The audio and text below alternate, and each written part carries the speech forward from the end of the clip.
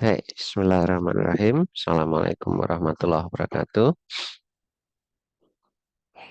Alhamdulillah kita bisa ketemu lagi setelah ya kebetulan kok ya pas beberapa pekan terakhir ini saya setiap hari Senin malah selalu ada undangan, selalu ada kegiatan sehingga tidak bisa full memberikan materi. Jadi saya mohon maaf. Hari ini kita akan membahas satu materi sama seperti yang kelas sebelah ya. Sudah kelihatan belum? Slide-nya sudah kelihatan belum? Sudah ya? Sudah, Pak. Ya. Baik, kita akan membahas tentang sistem kewaspadaan pangan dan gizi. Sebentar. Baik, ini slide-nya. Ini dari Badan Ketahanan Pangan Kementerian Pertanian. Jadi yang akan kita bahas hari ini itu point of view-nya. Jadi sudut pandangnya adalah sudut pandang Kementerian Pertanian. Otomatis kalau Kementerian Pertanian itu lebih banyak di sisi penyediaan gitu. Kalau sudut pandang Kementerian Kesehatan nanti lebih banyak di sisi pemanfaatan. Baik, ada sebuah istilah yang namanya sistem kewaspadaan pangan dan gizi. Nah, itulah nanti yang akan kita pelajari. Tapi sebelumnya kita akan belajar terlebih dahulu tentang kerawanan pangan. Tuh. Baik, apa yang disebut atau dimaksud sebagai penduduk rawan pangan? Eh, ada beberapa metode yang digunakan untuk mengukur kerawanan pangan seseorang atau satu kelompok masyarakat gitu ya. Tetapi di Indonesia yang dipergunakan adalah batas 1.400 kilokalori. Gitu. Jadi yang dipergunakan di Indonesia adalah seberapa banyak kalori yang bisa dikonsumsi oleh seseorang. Kalau kurang dari 1.400 maka dianggap rawan gitu ya. Kemudian kalau lebih dari 1.400 maka tidak dianggap sebagai rawan pangan. Ada lagi yang menggunakan model minimum dietary energy requirement gitu. Nah, ini untuk setiap negara berbeda-beda. Tapi kebetulan di Indonesia itu ukurannya juga sama, 1.400 kilokalori. Apa itu minimum dietary energy requirement? Itu adalah energi yang minimum yang dibutuhkan untuk dapat hidup sehat, aktif dan produktif sesuai dengan tinggi badan menurut umur, jenis kelamin, serta konsumsi kalori. Pukul ratanya di Indonesia itu 1.400. Itu ya, makanya kita pakai 1.400. Tapi sebenarnya kalau kita mau menentukan kerawanan pangan itu berdasar per orang ya, per individu, maka ya kita harus melihat umurnya, kita harus melihat jenis kelaminnya, gitu, tinggi badannya, begitu. Dan itu akan sangat rumit. Karena itu di Indonesia yang dipergunakan adalah batas 1.400 kilokalori saja. Tidak peduli apakah dia badannya besar, apakah dia laki-laki atau perempuan, itu tidak. Yang penting 1.400. Kalau mau lebih teliti ya kita lihat kriteria ini, umur, jenis kelamin, dan lain-lain. Kemudian Pemeraturan Menteri Pertanian itu juga mendefinisikan kerawanan pangan itu apa sih? Kerawanan pangan adalah suatu kondisi ketidakmampuan individu atau sekumpulan individu di suatu wilayah untuk memperoleh pangan yang cukup dan sesuai untuk hidup sehat dan aktif. Agak mirip kan di sini sehat aktif. Kerawan pangan dapat diartikan juga sebagai kondisi suatu daerah, masyarakat atau rumah tangga yang tingkat ketersediaan dan keamanan pangannya tidak cukup memenuhi standar kebutuhan fisiologis bagi pertumbuhan kesehatan sebagian masyarakat. Tuh. Nah, kerawanan pangan sendiri itu ada dua golongan. Golongan pertama adalah golongan transien. Itu terjadi pada kelompok masyarakat yang karena sesuatu hal dalam jangka tidak terlalu panjang itu mengalami kerawanan pangan. Misalnya, suatu daerah awalnya itu baik-baik saja, panennya bagus, persediaan pangannya banyak, penghasilan penduduk juga baik-baik saja. Tetapi karena sesuatu hal, kemudian mereka kehilangan hal-hal tersebut. Misalnya karena bencana alam, gitu ya.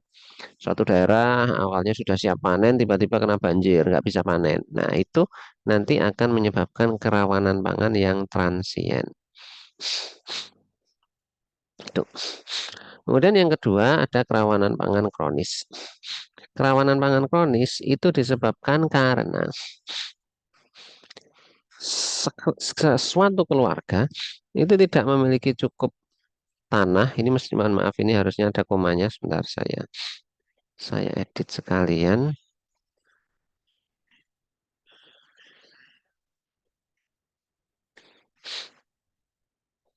Jadi suatu keluarga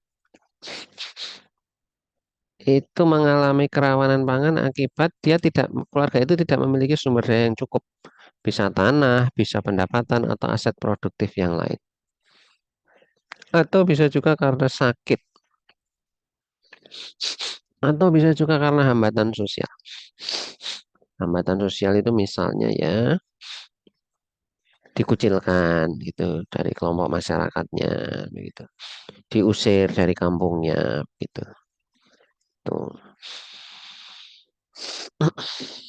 Nah, itu bedanya transien dengan kronis. Oke. Ini tadi sudah ya, 1.400 kilokalori tadi sudah. Tidak hanya di Kementerian Pertanian, tapi juga di Balitbangkes, juga Balai Penelitian dan Pengembangan Kesehatan itu juga sama 1.400 kilokalori. Sekarang instrumen penanganan kerawanan pangan. Instrumen penanganan kerawanan pangan itu digambarkan dalam sebuah diagram seperti yang ada pada layar ini. Ada ARP. ARP itu angka rawan pangan atau persentase penduduk rawan pangan. Kemudian ada SKPG. SKPG itu adalah sistem untuk melakukan deteksi dini kemungkinan terjadinya masalah pangan dan gizi di suatu wilayah. Nanti dua itu akan membantu kita menentukan, oh ini rawan pangan, oh tidak rawan pangan. Kemudian nanti setelah itu kita bisa membuat FSVA, Food Security and Vulnerability Atlas, peta ketahanan pangan dan kerentanan. Nanti saya tunjukkan FSVA-nya Indonesia itu seperti apa.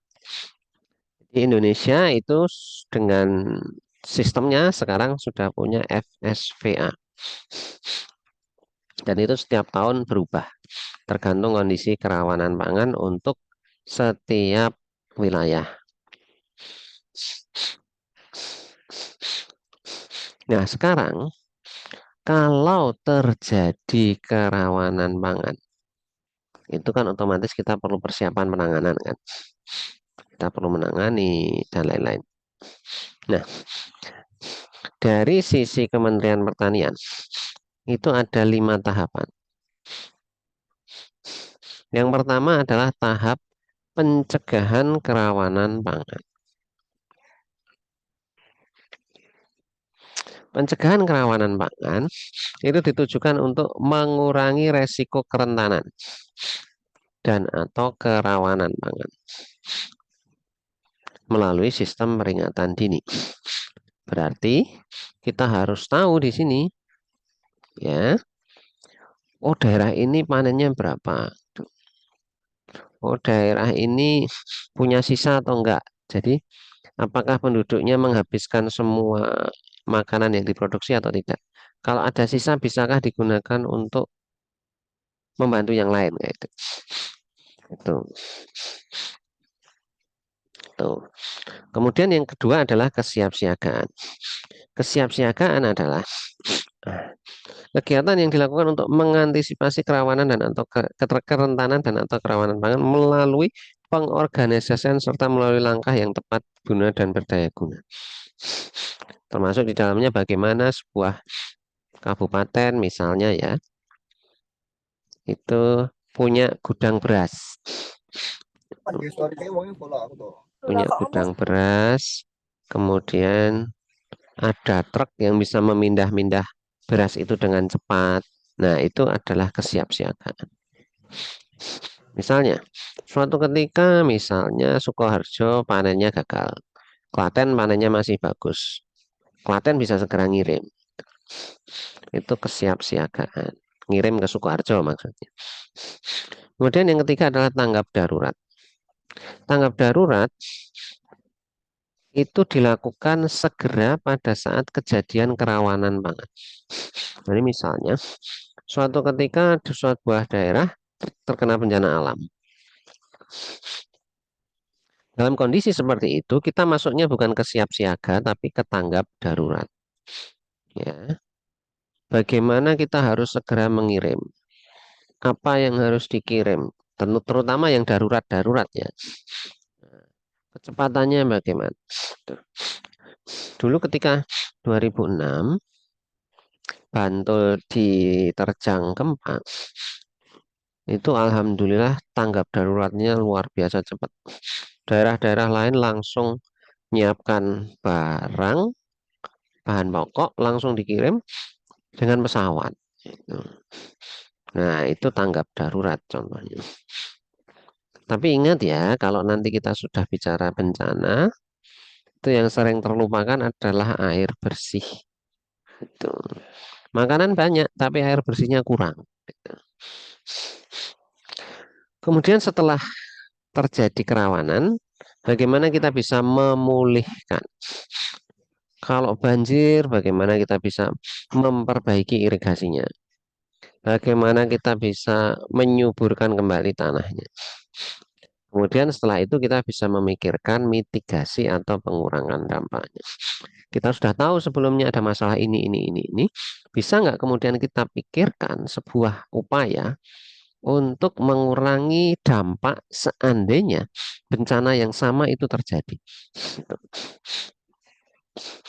Misalnya suatu daerah sering kena banjir.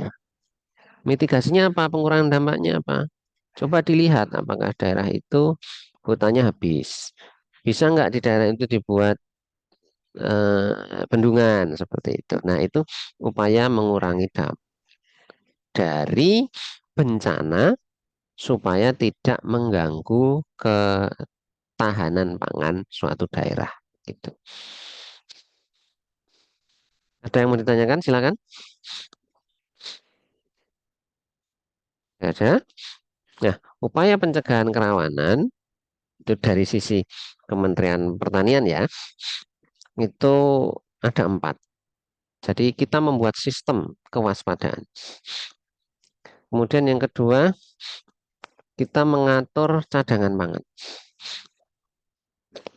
Pemerintah pusat punya cadangan berapa, pemerintah daerah punya cadangan berapa. Itu harus terus dipantau. Pindah kemana, daerah mana yang perlu. Nah, itu harus setiap saat dipantau. Kemudian yang berikutnya bagaimana kita bisa memanfaatkan sumber karbohidrat non beras sesuai dengan kondisi lokal. Ini yang sulit sekali kita lakukan. Kemudian yang berikutnya pemanfaatan lahan pekarangan sebagai sumber gizi. Nah, ini kan tren ini sudah jalan ya. Di beberapa kota itu sudah mulai muncul masyarakat perkotaan yang dengan pot atau dengan hidroponik itu menanam sayur, menanam buah-buah yang tidak tahunan, yang apa itu namanya, hanya setelah panen mati kayak gitu, seperti tomat seperti itu. Nah, sekarang kita akan belajar tentang sistem kewaspadaan pangan dan gizi. Undang-Undang tahun 2012 nomor 18 itu mengamanatkan pemerintah dan pemerintah daerah untuk menyusun sistem informasi pangan dan gizi. Kemudian PP tahun 2015 nomor 17 itu juga sama. Sistem informasi pangan dan gizi. Entah kenapa begitu jadi namanya bukan sistem informasi pangan dan gizi, tetapi sistem kewaspadaan pangan dan gizi. Sebabnya kenapa saya juga tidak tahu.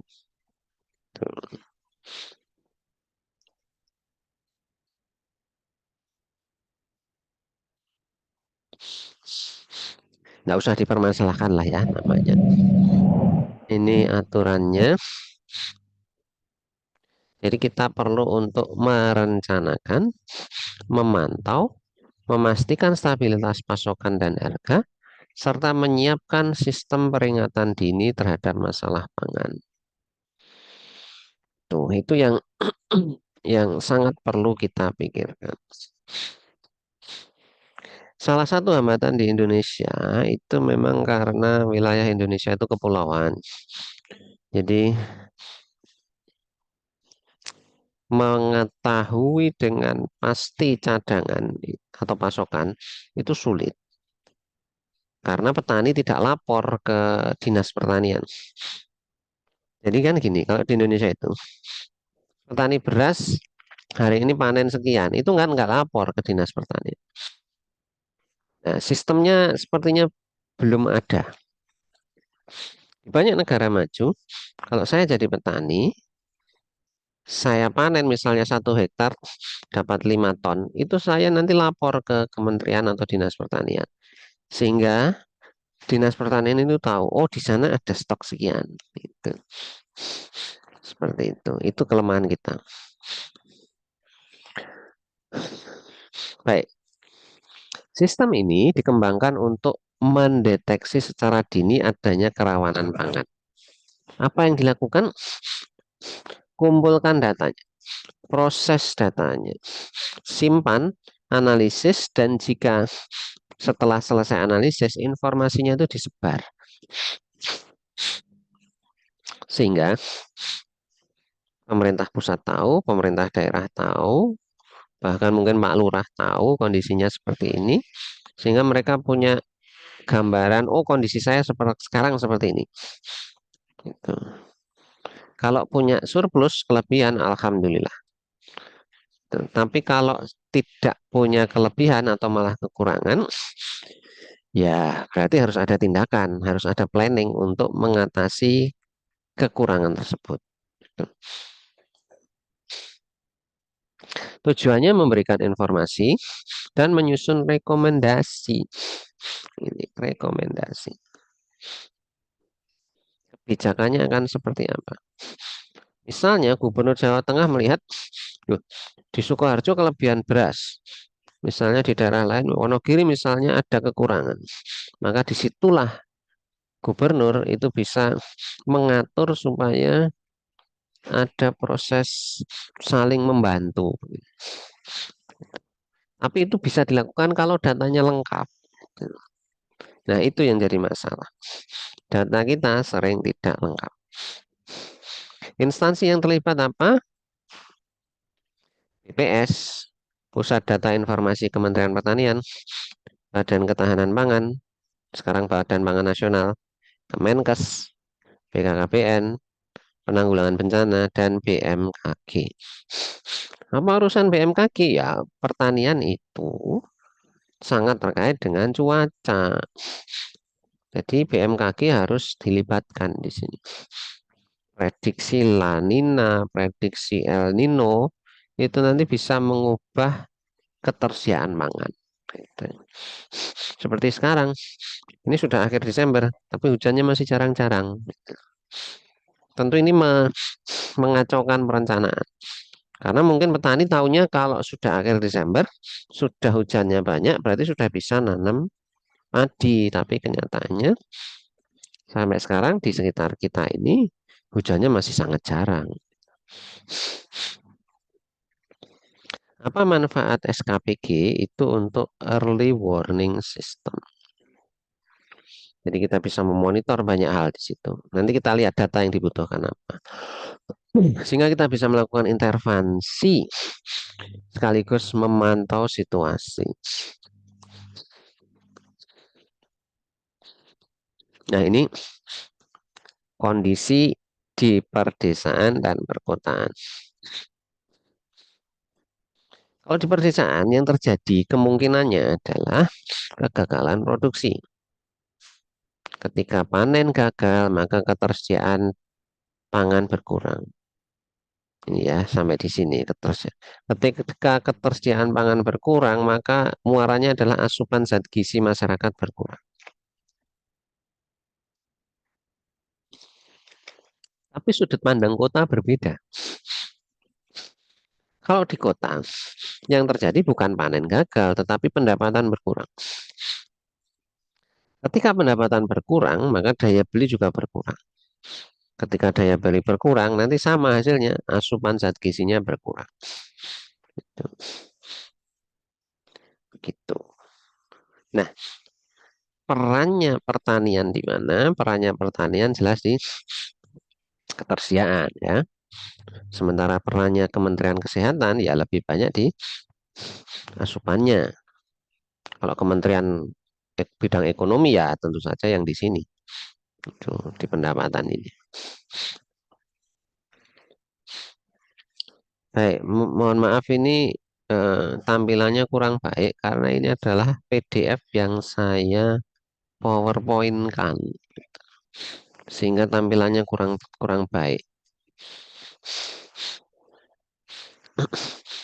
Baik, ini kita lewati dulu, kita langsung masuk nah sini. Apa saja aspek di SKPG? Ada tiga, ketersediaan, akses, dan pemanfaatan. Kemudian nanti kategorinya apa? Secara dana ada tiga. Aman, itu tidak ada masalah. Waspada, itu masalah muncul ketika ada bencana misalnya, ketika ada gangguan misalnya. Kemudian yang rentan, itu tidak ada bencana saja, penyediaan bisa jadi kurang. Nah, jadi kategorinya ada tiga.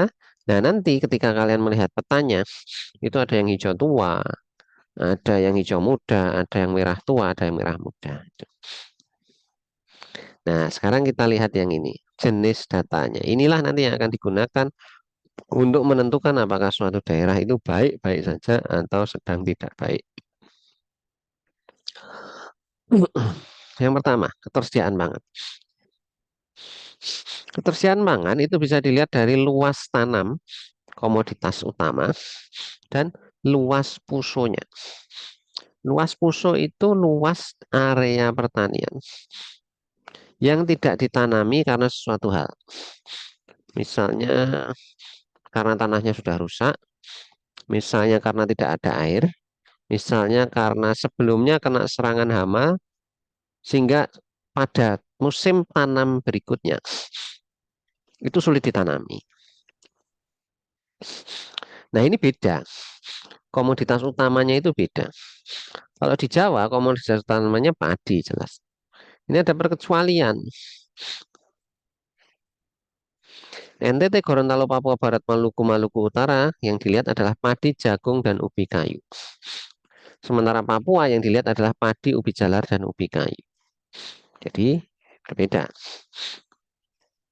Komoditas utama inilah nanti yang juga menentukan akses. Karena ketika kita bicara akses, yang dilihat adalah harga. Kalau Jawa harga beras. Kalau NTT, Gorontalo, Papua Barat, Maluku, Maluku Utara itu harga beras, jagung, dan ubi kayu. Begitu. Data itu harus selalu tersedia. Kemudian yang ketiga, pemanfaatan pangan. Nah, ini sebentar. Pemanfaatan pangan itu masih kelihatan kan? Dulu pernah menggunakan data balita. Pernah menggunakan data balita. Sebentar, saya stop share dulu. Saya akan share screen sesuatu yang lain. Mudah-mudahan tidak keliru saya tadi memahaminya.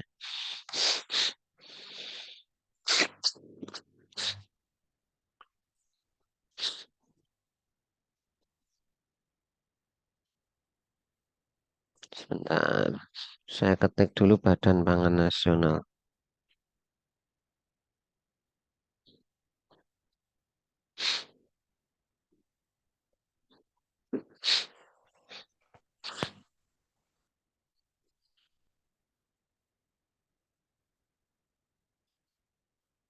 Mana tadi ya, sebentar.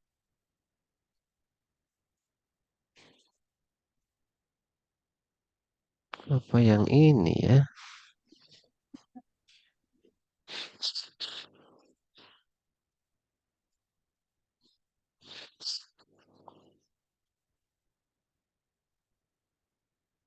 Oh, yang ini.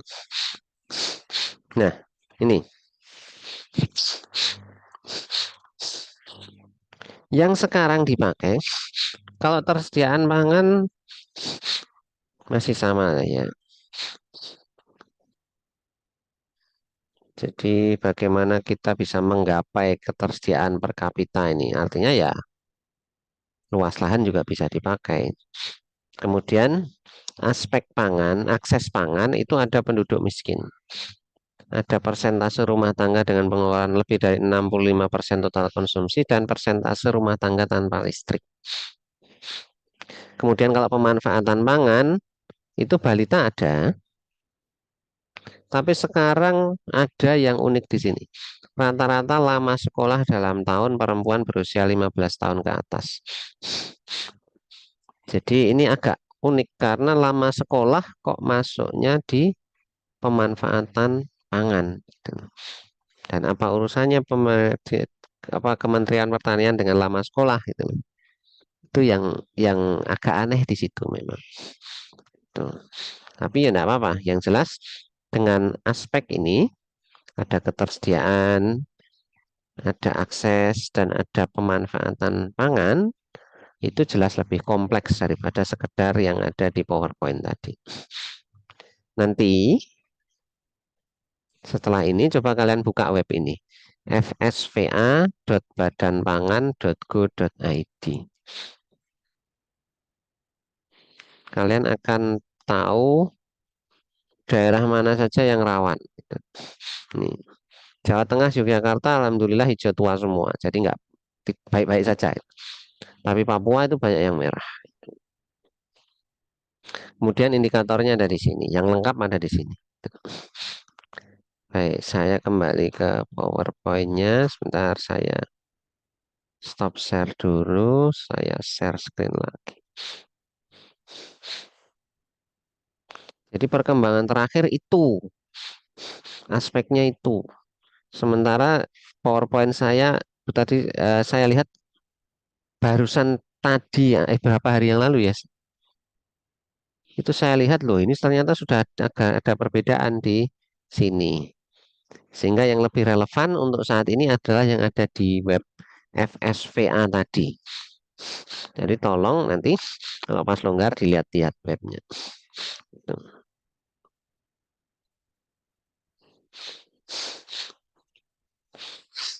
Nah, sekarang kalau kota tidak ada lahan pertanian gimana?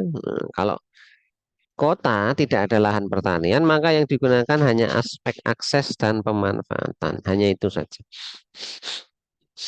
Jadi tidak kemudian memaksakan diri di kota harus ada lahan, nggak bisa. Gitu ya. Nah, nanti analisisnya apa? Yang dianalisis ada angka rawan pangan. Jadi kita punya data satu desa misalnya ya. Oh, janganlah satu kabupaten misalnya. Oh, desa ini rawan pangannya sekian orang. Oh, desa ini rawan pangannya bukan keluarga, orang. Bukan orang deh, keluarga ya, maaf. Keluarga yang betul. Desa ini rawan pangannya berapa keluarga. Kemudian data tadi lengkap, kita bisa menyusun laporan SKPG. Kemudian setelah itu kita bisa membuat peta. Oh, daerah ini, desa ini masuknya hijau tua. Oh, daerah ini masuknya hijau muda. Tuh, itu bisa kita lakukan. Nanti kalau kalian jadi bupati itu harus kalian lakukan. Gitu. Nah, apa yang bisa dilakukan ketika kita melihat ada suatu daerah rawan, kemudian kita bisa memprediksi, wah ini takutnya jangan-jangan nanti suatu ketika ada bencana. Kita harus melihat koordinasi, kita harus melakukan koordinasi penanganan resiko. Resikonya apa sih? Longsor kah, banjir kah, kekeringan kah? Kemudian yang kedua melakukan kajian resiko. Kapan kira-kira resiko itu muncul? Kalau longsor, banjir itu mungkin di musim hujan. Kalau kekeringan itu di musim kemarau. Apa yang kemudian kita programkan? Bisakah kemudian kita di musim kemarau menanam tanaman atau membersihkan parit, selokan sungai supaya ketika hujan tidak banjir? Misalnya seperti itu. Selanjutnya kita bisa melakukan evaluasi resiko. Setelah ada penanganan, apakah ada prediksi bahwa resikonya itu turun atau tetap saja itu. Nah, itu perlu kita cari resikonya bagaimana. Misalnya yang ekstrim ya, kayak Wonogiri dulu. Wonogiri itu awalnya daerah sangat kering. Kemudian ada waduk Gajah Mungkur. Apa efeknya? Apakah kemudian waduk Gajah Mungkur itu membantu petani di Wonogiri? Nah, itu seperti itu. Kemudian ini krisis pangan. Nah, sekarang bagaimana kita bisa memberdayakan masyarakat? Ada sebuah istilah namanya kawasan mandiri pangan. Ada beberapa daerah yang diproyeksikan menjadi kawasan mandiri pangan. Awalnya daerah itu tidak baik kondisi ketahanan pangannya, tapi kemudian diberi berbagai jenis proyek supaya bisa jadi mandiri. Nah, apa yang bisa dilakukan? Bangunlah ekonomi berbasis pertanian dan perdesaan. Kalau lapangan kerjanya ada, maka pendapatan juga akan naik. Kemudian bagaimana suatu daerah memenuhi pangan bagi kelompok masyarakat miskin di daerah tersebut. Tuh. Satu yang sukses, bentar.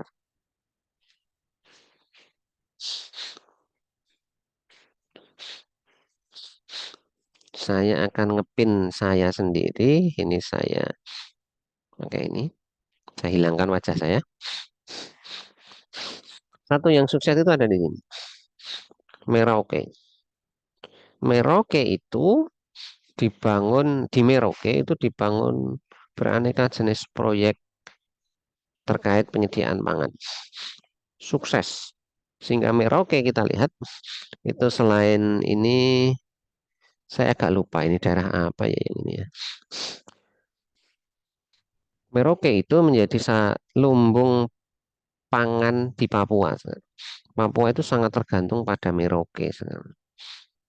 Jadi itu contoh yang sukses. Nah, kita bisa meniru itu atau enggak? Di Maluku kita masih belum terlalu sukses. Tapi alhamdulillah daerah-daerah yang rawan itu memang sekarang pelan-pelan sudah mulai bisa bangkit, sudah mulai bisa pelan-pelan membangun penyediaan pangannya. Tuh. Tapi ingat ya, penyediaan pangan bagi kita, penyediaan pangan itu yang sangat penting adalah memperhatikan kondisi tanah lokal, memperhatikan kearifan lokal, memperhatikan budaya lokal, memperhatikan selera lokal. Tuh.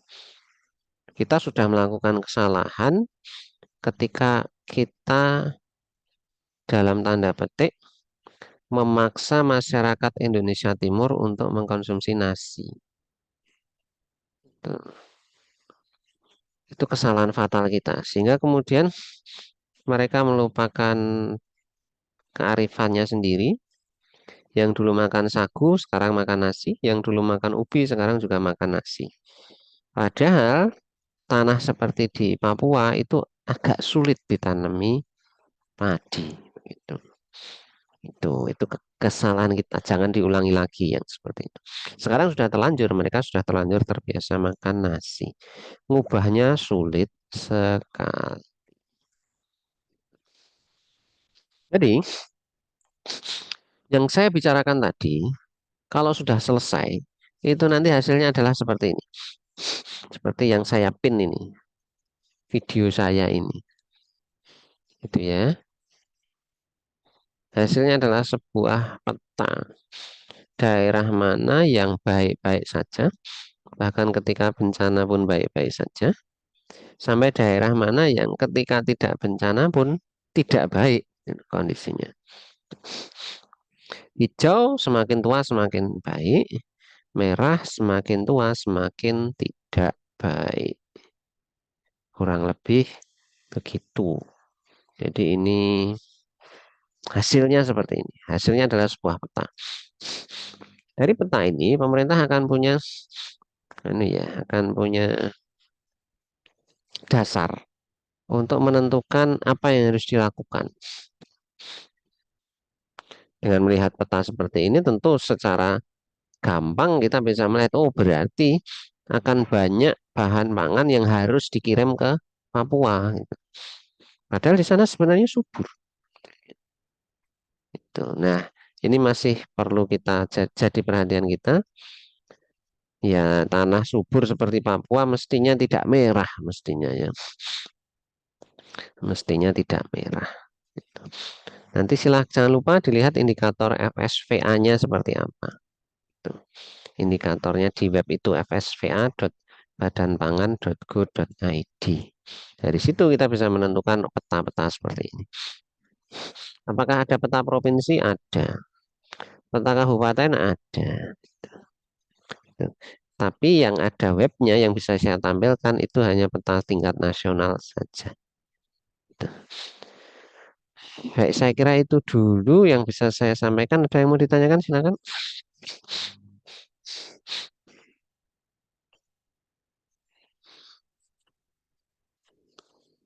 Ya, ada nggak? Nggak ada. Saya pesan nanti kalau ada di antara kalian yang jadi bupati, jadi gubernur, atau bahkan jadi presiden, peta seperti ini itu mestinya mungkin 3 bulan sekali itu diperbarui. Jadi kita tahu kondisi setiap 3 bulan, sehingga kita punya, punya data terbaru gitu. Jangan hanya setahun sekali. Kalau setahun sekali itu bisa jadi ada perubahan yang sangat signifikan, tetapi belum muncul di peta ini. Gitu. Belum muncul di peta ini. Baik, silakan. Ada yang mau tanya? Tidak ada? Baik, itu dulu yang bisa saya sampaikan. Sebenarnya masih ada materi berikutnya, tapi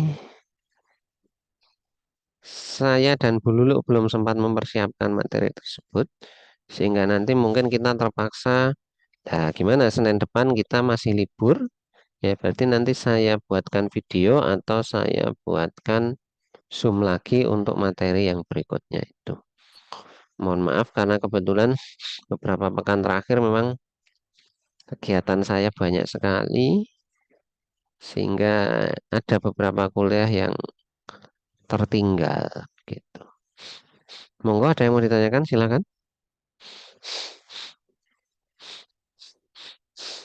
Tidak ada? Belum ada, Pak. Ya, baik. Eh, hari ini kita melihat perilaku pemerintah ya. Jadi bagaimana pemerintah kemudian berperilaku ketika melihat ada masalah.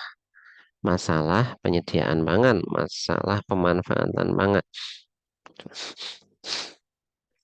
Perilaku pemerintah seperti itu, menyiapkan sebuah sistem, menyiapkan mitigasi, menyiapkan banyak hal dan mm, pemerintah juga pasti akan menyiapkan misalnya sarana transportasi, pergudangan dan lain-lain. Tuh.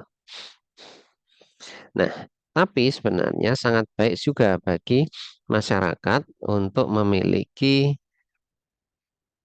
sistem kewaspadaan sendiri. Di desa misalnya itu sebenarnya kalau ada lumbung padi itu bagus sekali. Sekarang hampir tidak ada desa di sekitar kita yang punya tabungan beras, itu hampir nggak ada.